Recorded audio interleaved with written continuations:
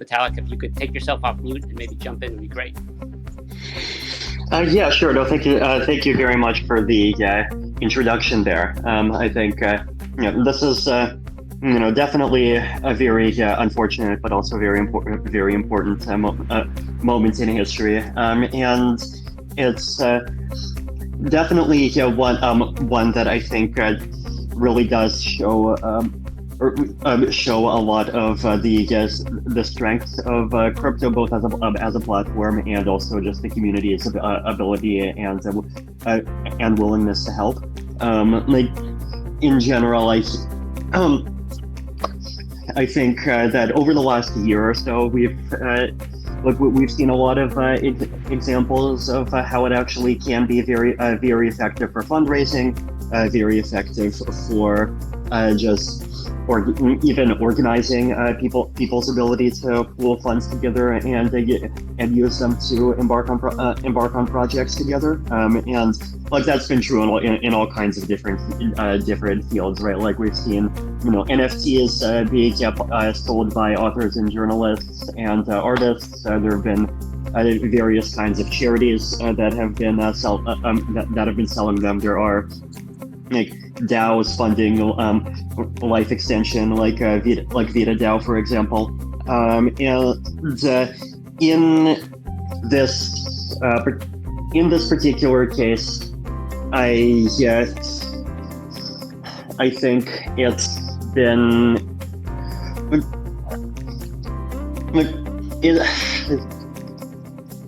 I think it's a situation that I think really kind of comes together with what a lot of people just joined the blockchain crypto space to do for in the first place. Like I think a lot of people were just really or who are in that space are in the space because they want to support freedom, support more democratic ways of organizing, generally support people's ability to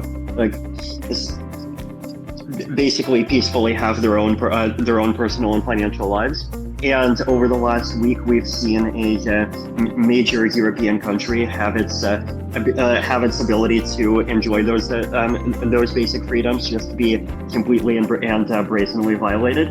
And that is something that has, I think, galvanized a lot of people's attention.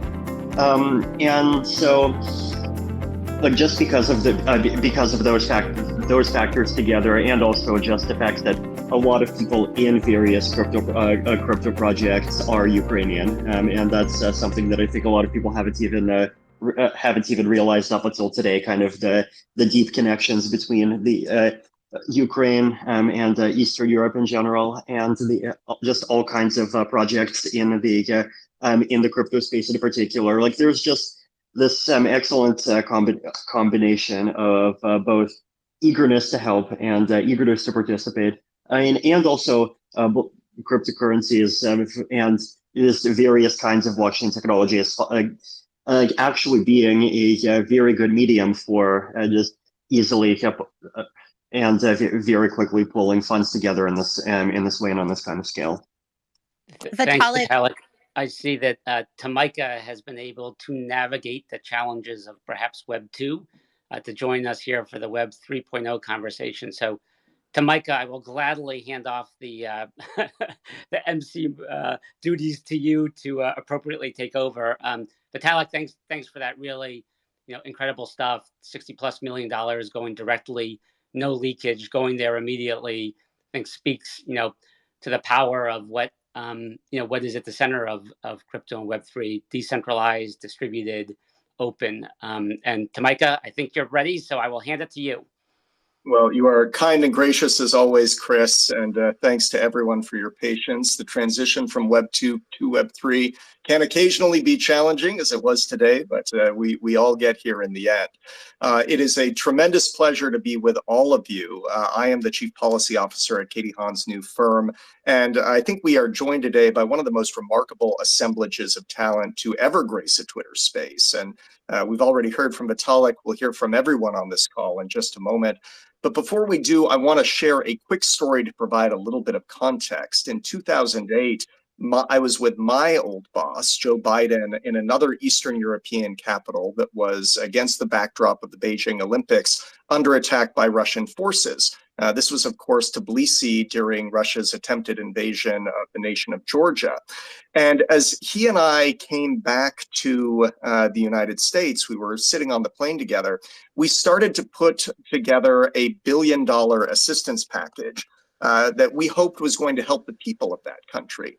And we recognized very quickly that we were up against some significant limitations. The process of getting assistance to Georgia was going to be very slow, very expensive, very opaque. And once the funds arrived, there was going to be no visibility into how that money was being spent.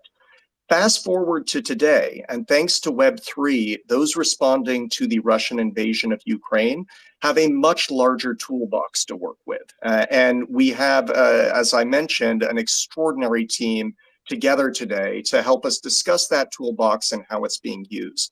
I want to turn, if I can, to Alexander Bornyakov, who is Ukraine's Deputy Minister of Digital Transformation. And Alex, you have been one of the key leaders helping Ukraine take advantage of these tools. Tell us how it's going and where you stand in this process, and a little bit about why you decided to utilize crypto in responding to Russia's invasion.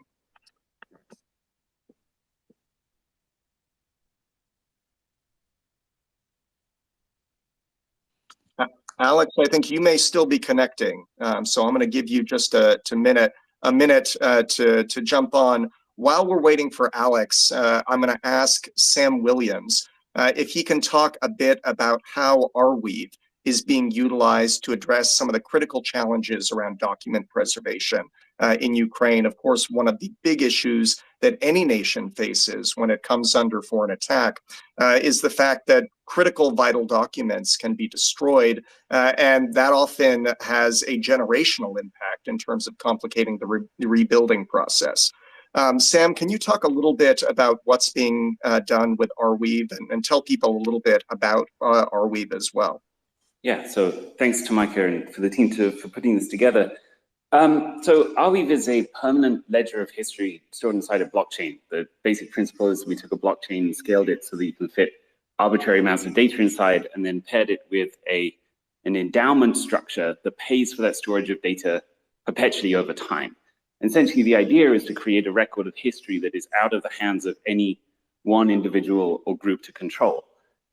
So I think 2 weeks before the Ukraine conflict really started to, I suppose, take shape, people in that community started to archive, as they've done before, some of the important documents, stuff like press releases from ministries of defense or state departments across the world, to try and track what it was that the governments were saying. And then at some point closer to the outbreak of conflict, people in the community started building large-scale archivers that have now stored, I think, 17 million documents inside the network, which are distributed around the world on hundreds or thousands of nodes, depending, and replicated in such a fashion that history just cannot be removed now. So as horrendous as the events are, there is at least now a log of them that is outside of the control of any individual to corrupt over time. Critically important, and we'll talk about this in a minute, also plays a crucial role in the preservation of evidence in war crimes prosecution. So a very powerful new tool. We also have with us Nadia Tolokonikova.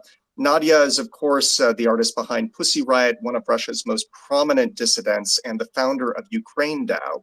Nadia, I'd love to hear how you and your team at Ukraine Dao are using Web3 tools to support the Ukrainian people in this moment of crisis, and how you feel this toolbox of Web3 technologies is helping respond in environments where there is a high degree of complexity, and in the case of your work, a high degree of repression.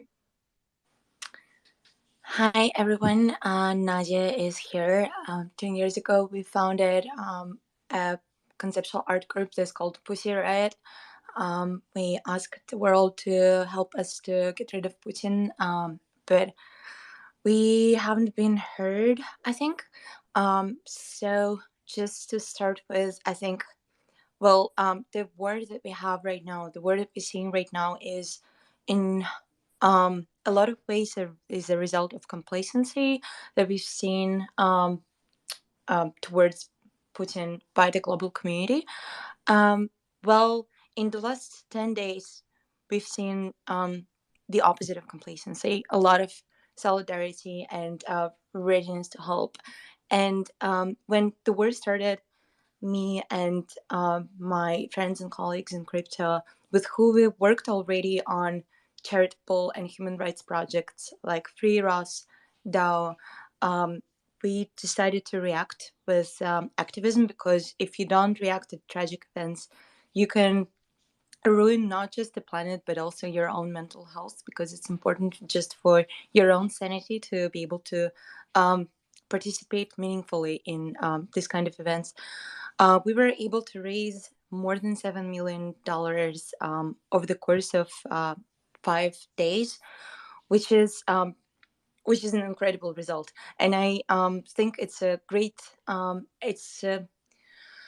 uh, it just confirms my deep belief that crypto can be a great instrument for activism and for political change, for distribution, for a better creation and distribution of public goods. And the effectiveness of crypto is pretty insane that we've seen. And as was mentioned before, it's completely transparent.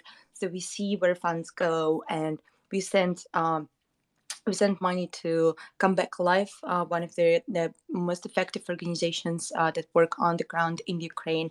We sent money to Ukraine, to the official Eth address of the government, which is honestly, I believe that the war right now goes not just between Putin and Zelensky, but between a country that is really progressive and is accepting new tools to make sure that its citizens thrives, and the country that looks just backwards and kills everything, including their own citizens. We donated large amount of money to Outright, an organization that helps LGBTQ plus folks in Ukraine to escape and to find their new homes in Poland and countries like that. And we donated also to Psychology for Human Rights Foundation. It's a small fund that helps people to overcome their psychological trauma connected with the war. A lot of the work that Nadia has been doing and Ukraine DAO has been doing is powered by the Zora platform. And I want to, in just a moment, I'm going to turn to Alex and get back to the official Ukrainian government ETH address and how you're utilizing digital assets. But before we do that, Jacob Horn, you're a co-creator of Zora. Can you tell us a little bit about how these technologies work and how the platform that you have built is being utilized to support the Ukrainian people? Sure.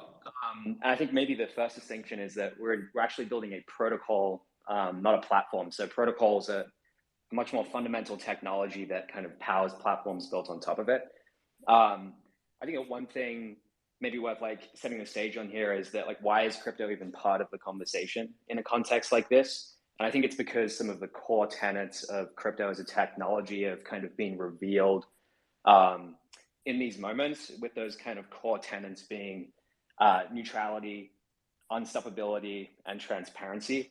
So it's neutral in the way that we built the Zora protocol, which was one of kind of two protocols that the Pussyriot auction was built on top of. The protocol is an NFT marketplace protocol.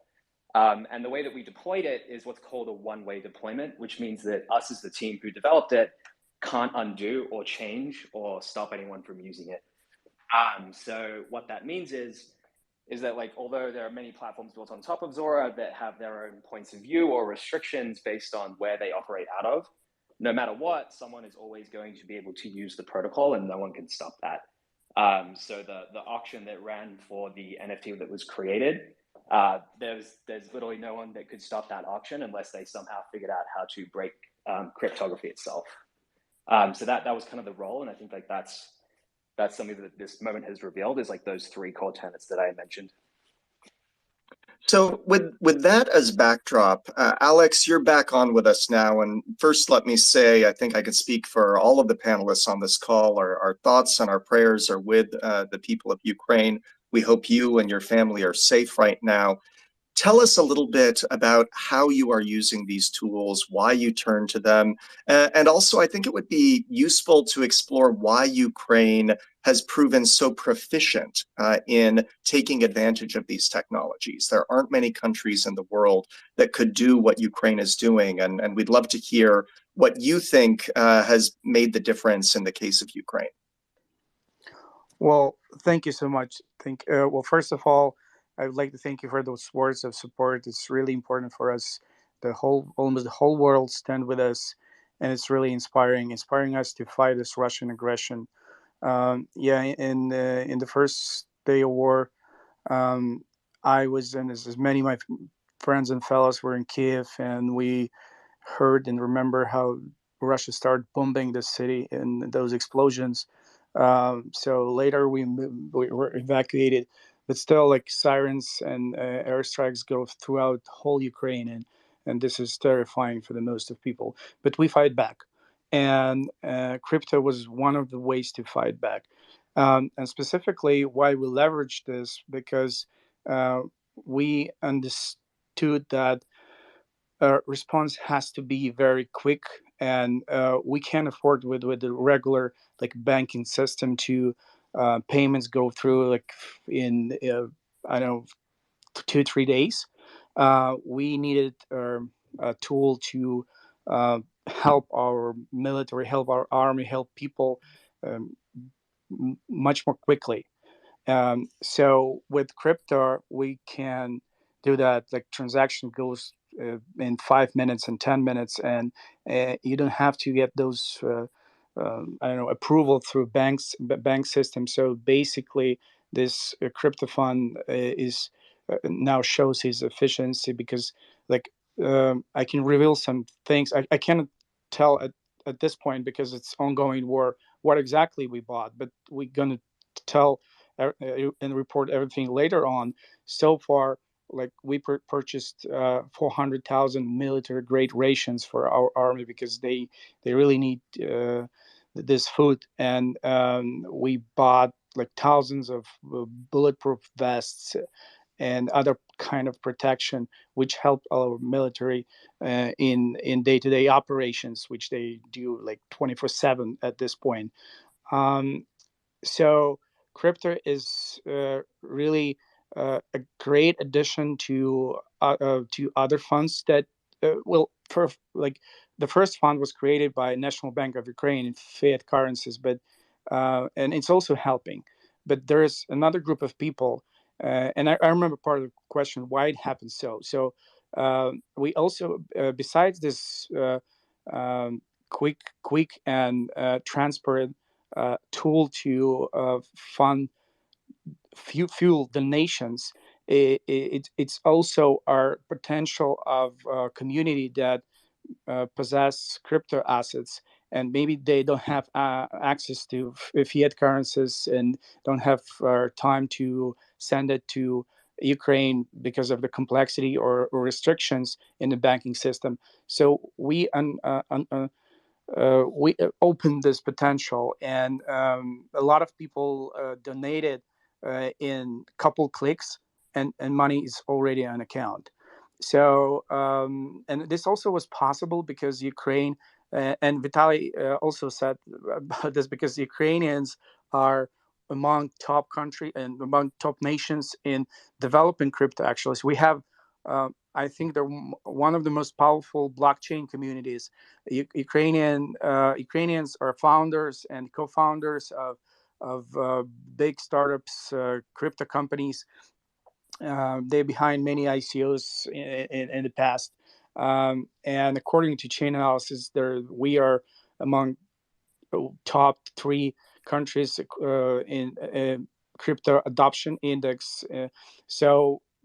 I think that the part of the answer that why this became possible, why we gathered so much money, is because we have so powerful and widespread blockchain community that basically helped us. So another thing that I want to share with you, that there's so many um, opinions about the crypto can be used for such things and be helpful, but it turns out that it can. So, and also maybe the last point that uh, our government uh, clearly stated almost 2 years ago that we want to become a crypto friendly jurisdiction for all the crypto companies. And right before the war, we actually passed the law through the parliament, and was waiting for president's signature about crypto assets in Ukraine, about virtual assets in Ukraine. So we're supposed to open our Ukraine for all the crypto business around the world. And this was also, I think, the part of why we turned to crypto in the second day of after war started. Well, we're certainly seeing the community love you back in this moment. It's pretty remarkable that you are seeing asset flows, and this was alluded to earlier, that are significantly larger than what's coming from USAID, the United States Agency for International Development. So it's really nation state scale assistance that's flowing to the people of Ukraine. I want to turn to my comrade in arms, Chris Lehane. Chris, in addition to being a master of strategy, thinks very deeply about the history surrounding these issues. And Chris, you, I know this morning, were noodling on some of the analogies that we're seeing play out in Ukraine. Based on what we know of past conflicts, where is this headed, and how do you see these tools being utilized going forward? Thanks, Tamika, and do want to reiterate, thanking everyone for joining this important conversation. It's great to see this type of a turnout, and recognizing our different speakers. Vitalik with the $60+ million going in crypto. Jacob, what Zora has done is just awesome. Sam, Nadia, the courage that you have shown historically, and of course, Alex. I think we're just all of us are in awe of what your country is doing. I've spent time in Ukraine, was actually there in the late 90s as part of the Clinton administration for a conversation on democracy. And even then, it was really clear that there was a democratic soul to Ukraine, and an entrepreneur, a spirit of entrepreneurship. But, Tamika, to your question, as the history major here and the non-technologist, you happen to have the benefit of being both. I do not. I certainly approach this from the perspective of history. And although I may be the oldest one in this conversation, I can assure you I was not around during the Second World War. But many of the lessons that we're seeing from history, I do believe are replicating themselves. And at the core of that, is really this idea that democracy's greatest strength in a conflict over the future of democracy is really the foundational elements of democracy and open society. A society whose decision-making is by definition distributed. A society whose economic participation is also really decentralized. And so I think you're seeing those elements that have made up democracy actually being deployed in an incredibly interesting way. And I think technology platforms and in the Web3 context, as Jacob has pointed out, protocols, are serving an incredibly important role here. Just watching, I called it the Digital Lincoln Brigade, winning the information war decisively over social media, which I think people would have originally thought would have been an advantage for the Russians. That's not the case. Seeing the almost a version of digital war bonds or victory bonds in my former company, Airbnb platform being used to get money directly to those folks, in Ukraine.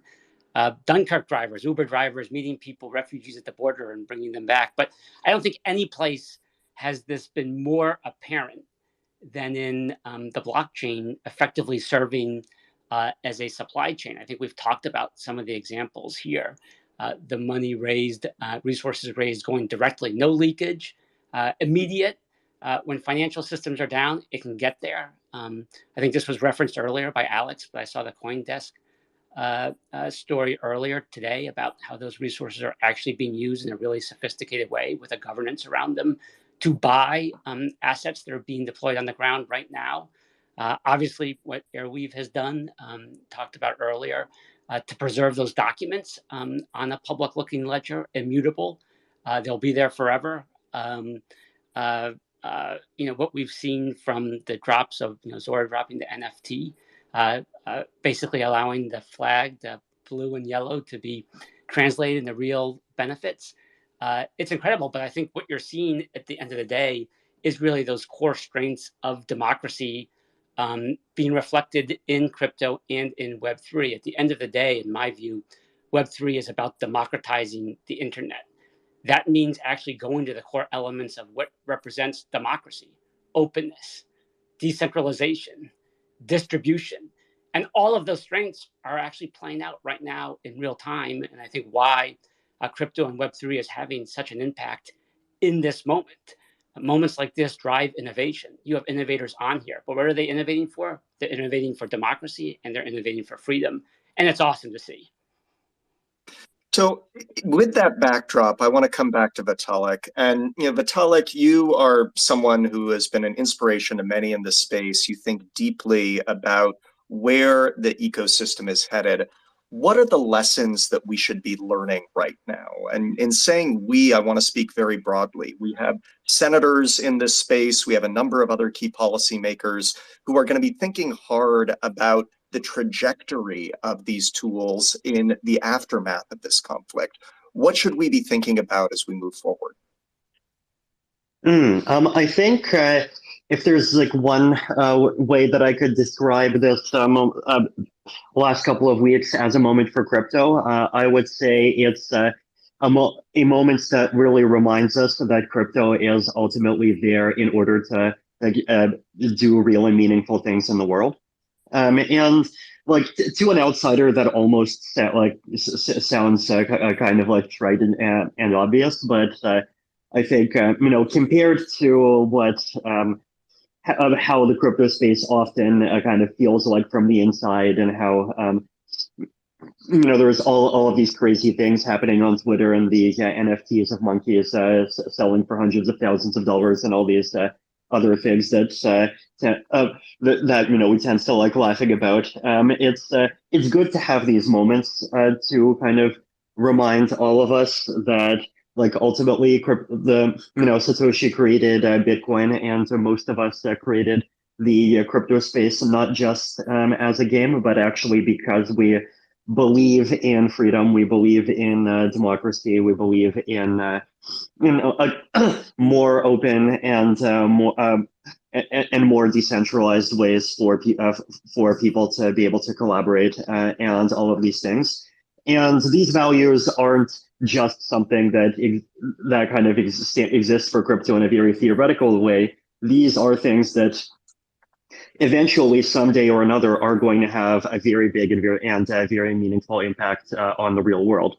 And I think this decade is the decade when crypto stops being this kind of relatively small thing in the shadows that just kind of peacefully develops and does its own thing, and actually does kind of take its place as one of the forces that's going to play a big role in helping to build the world that I think a lot of us want to build, and a lot of us want to see.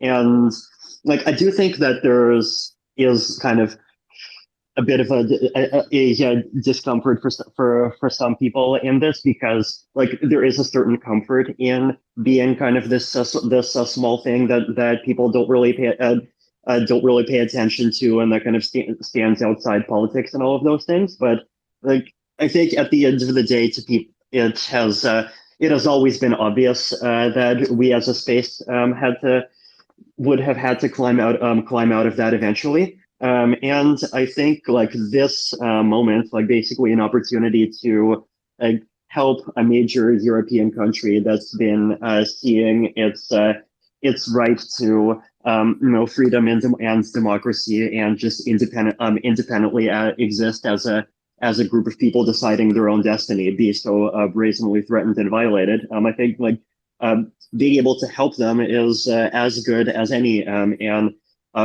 opportunity for the entire space to kind of take a step in and actually kind of take a responsibility as the big kind of and mainstream and constructive part of the world that it's always wanted to be.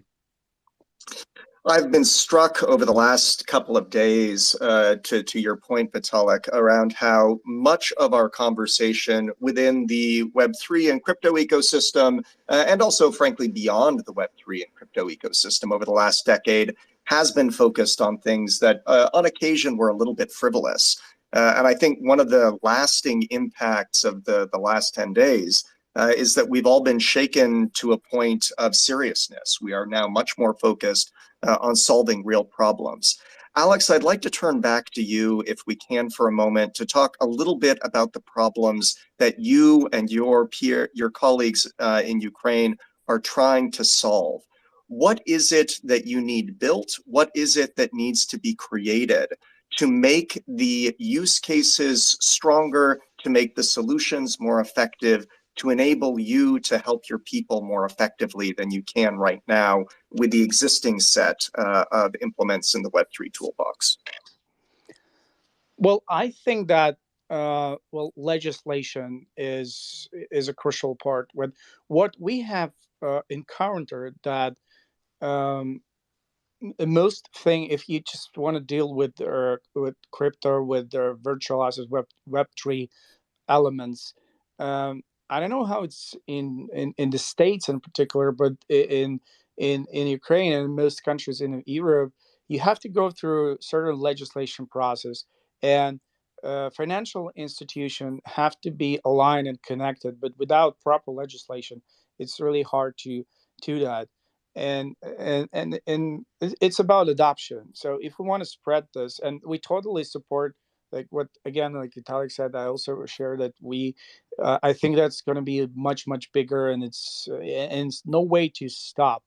I don't think it's possible to just ignore crypto anymore. And with this case of Ukraine getting tens of millions of dollars in donations, it's a great case for the whole world to see. And I think maybe I'm wrong, but it's the first time in history when doing this. But it's going to be much more for different purposes. I hope not in the circumstances like we faced. But anyway, so my point is that we need to speed up in the whole world. All the countries need to speed up adoption of the crypto on government level, but keeping transparency and a freedom so as a major point, because I don't think if like restrictions that some countries put on crypto, even they trying to integrate it into their legal system, help. So I believe crypto has to remain transparent, free, and by the way, it's aligned from my point of view, where I stand. It's aligned with most of their values being declared by Western world. So we have thousands and thousands of people listening to all of you right now, and I want to build on the question I just asked Alex and go to others on this call, including John Vegsurfer, who's a co-founder of Ukraine Dao. What are the steps that those who are participating in this discussion can take that are going to help support the people of Ukraine going forward? What are the specific actions that technologists or leaders in the business community or policymakers can take from this conversation that will enable us to respond to the crisis more effectively? Sam, let me start with you, and then we'll just do a lightning round quickly with Jacob and John thereafter. But Sam, we'll go to you next. Well, I think that's in sort of, you say, two parts. So there's what should we be doing immediately? And I think, of course, the donation drives that have been happening across crypto are a great example of something that should be done immediately. Also, on the Arweave side, we've been very focused on making sure that we have archival systems that essentially scout for and find all of the relevant evidence, essentially, of what's happening in the real world, and put that on chain as soon as possible. And the reason for that is the longer the time period between when the information arrives in cyberspace, whether that's through like often Telegram chats or TikTok or social media one way or another, to when it gets archived, that's a period in which it could potentially be modified. And so what we want to do is make sure that we have as accurate a record of history as it happens as possible. And so a lot of people in our ecosystem have been building these archivers, and that's a great start, but I think there's even more to do. And we have a series of grants available for people that are interested in that. I mean, the thing that struck me since the beginning of this crisis is that it strikes me that we need to speed up movement towards, one way or another, network states, or at least network supported states. A lot of the problems that we're seeing emerging here are essentially, would you say, figments created by the corruptibility of states governed by humans. And I think that, over time, we can perhaps lessen some of that if we make more of the state governed in a protocolized fashion, essentially governed by code. So that's where I think we need to go longer term, but there's large scale discussion that needs to happen in order to make that work. I really think that, frankly, crypto will only reach, would you say, its true potential when it is taking on board more of the roles that we would previously have delegated to states. And the reason for that is blockchains are fundamentally a trust computer, if you will. They're a machine that can calculate things that nobody has to trust. So you can use them as a neutral third party. And that's extremely powerful. And actually, when you look at the makeup of states, why did we build them like we did? I mean, why does a state have, for example, a land registry? Well, it's a trusted third party. So now we can create machines that can be that trusted third party for all of us. I think that we can lower the potential for, would you say, corruption of the systems over time, which would hopefully lessen the likelihood that we end up with, frankly, dictatorial type behavior like we're seeing in Russia, dictatorial rather. Yes, and I would hope that we could do that on a reasonably fast timeline, although it's inevitably going to be a multi-decade process to move us in that direction, I think. I know several years after the Russian invasion, I helped the country of Georgia, along with Bitfury and a number of others, build out the world's first blockchain-based land registry for precisely the reasons you described, Sam. So it's a really critical challenge. Jacob, you as a master of protocols, what do we need to build in order to address these challenges going forward? Yeah, I guess it's, I would posit that for every kind of core digital action and behavior and piece of value that we create on the internet today, there likely exists a protocol form of that same piece of infrastructure that is entirely neutral, unstoppable, and transparent. So I think like the moments like these have kind of helped us see past the cartoons and the pretty pictures and actually like understand that like this technology is working and being proven out. And that a lot of the actions that are being carried out to like raise these funds only work because of those core tenets I mentioned earlier. So as a builder, I would say, as you're looking to crypto as a technology and, areas of potentially like social media platforms or Web2 financial platforms that we see, it's like, take your imagination to what it could look like to create the most reductive and fundamental form that does require no trusted control or operation and can exist on a blockchain. That means that, if you as the builder of it disappears or the website goes down, that piece of infrastructure you built will keep running for as long as the blockchain does. So that's what I would say to builders to keep in mind, like take those tenets and see how you can apply it to everything that you're experiencing on the internet and the social media platforms today. John, just a moment. We have just a few moments left, but I wanted to turn to you as well and the work that you've done on Ukraine DAO. What is working well, and what do you think needs to be created in order for the ecosystem to more fully realize its potential at moments like this? Yeah, thanks for having me up here. I mean, the crypto space, we all are like really, really agile and scrappy and fast. So there is like no shortage of builders and talent and people to help promote this. What we found actually the hardest part was like getting the money or the ETH like securely to the people we were trying to donate to. So like raising the money was actually the easy part, but then making sure that the people we were sending these large sums of money to had good OPSEC, were either using a hardware wallet or a multi-sig, that they hadn't been compromised in any way, that they like that we were making sure we were talking to the real person. So that stuff was really, really difficult, but an important lesson for people who want to take crypto donations. Should be very public about it, should be on their website, their Twitter, should all be verifiable within, you know, Web 2, but within like on-chain activity as well. So I think that would really help like anybody who's trying to get assistance this way. I know Vitalik and I had that play out in real time as we were trying to validate the authenticity of the address that the Ukrainian government was using. So it's an excellent suggestion based on my experience, our experience at least. I want to conclude, if I can, with Nadia and Alex. Nadia, because you have seen and are experiencing the challenges that come with operating in a closed society. And I've spent a great deal of time thinking about how technology can be used to advance the cause of democracy in closed societies. And Alex, because you are, of course, at the center of this storm, and your nation is in crisis right now. One request, Nadia, that you would have to those listening to this conversation, and then Alex will have you take us home. We'll give you the final word. Oh, I believe that crypto provides tools for a greater democracy, and definitely these tools can be enjoyed by people living in authoritarian countries like Russia.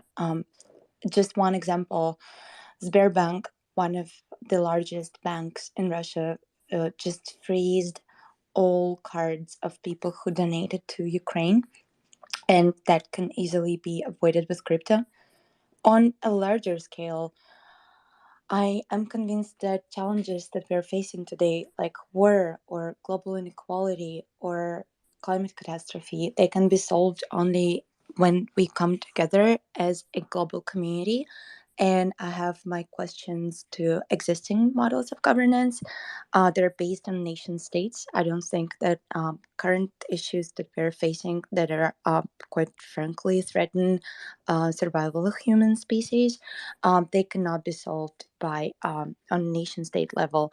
And I really think that crypto can be used as a powerful political tool for uniting us and just ensuring that humans will survive and build greater and more amazing and more equitable and more enjoyable civilizations.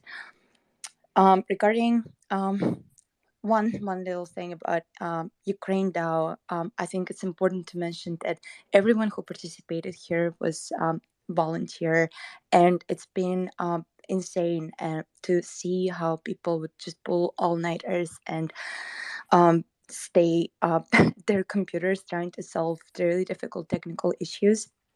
And the last thing I wanted to mention, the reason why we picked the Ukrainian flag as our NFT, it was initially my idea that I proposed to Ukraine DAO and everyone agreed. And I think that's partly the reason why we were really successful in our fundraising initiative. It was not about any particular aesthetics. We might enjoy different colors, but it's a bigger question. It's a humanitarian question right now, and we decided to unite under Ukrainian flag. And to your guys' point, I do think that crypto just made a big step from just focusing on PFPs and cartoon images to something that can help solve global issues. Alex, for the policymakers that are listening to our conversation today, many of them, I think it's fair to say, have had a somewhat one-dimensional understanding of this technology. They have seen negative headlines over the years. They haven't really understood how it can be utilized, and particularly how it can help in times of crisis like your nation is experiencing. What is the one message that you would like to leave them with as we conclude our conversation today? Well, first of all, I would like to say that something. You started your conversation, message to me with that your thoughts and prayer is with us, and I just want to maybe share with where Ukrainian people's thoughts and prayers with. So our thoughts and prayers is for Ukrainian army who today defend us from this barbaric aggression, and we united as ever.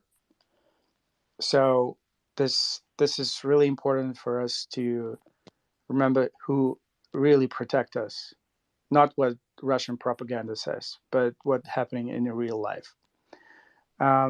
In terms of crypto, I think that what we did, there was so much skepticism about using it in Ukraine. You can't imagine what we've been through for last 2 years, convincing like all the authorities in Ukraine why we need to make our country crypto friendly. But after what happened, and I'm sure we will win, and after we win, the road will be much easier. The road to adopt crypto in Ukraine and other countries following our example. Thank you. Well, with that, I would note only that democracy is at its core an operating system, and all forms of government are really operating systems. And every once in a generation, if you're lucky, there is an innovation that comes along that enables us to upgrade that operating system. And what I might suggest to all of those who are participating in our conversation today is that we are seeing the early stages of that upgrade. We are seeing Web3 utilized in mechanisms that are going to allow us to define a technology stack that will be better able to translate the aspirations of citizens into outcomes on the part of societies and institutions going forward. Each of you who have participated in this discussion is playing a critical role in delivering that solution to citizens around the world, and certainly is playing a crucial role in assisting the people of Ukraine in this moment of crisis. Let me thank Alex, Vitalik, Nadia, Sam, Jacob, and Chris for the brilliant insights that you've shared with us today. We look forward to working together and standing together as the world responds to this crisis. Thank you. Thanks, everybody. Thanks, everyone. Thank you.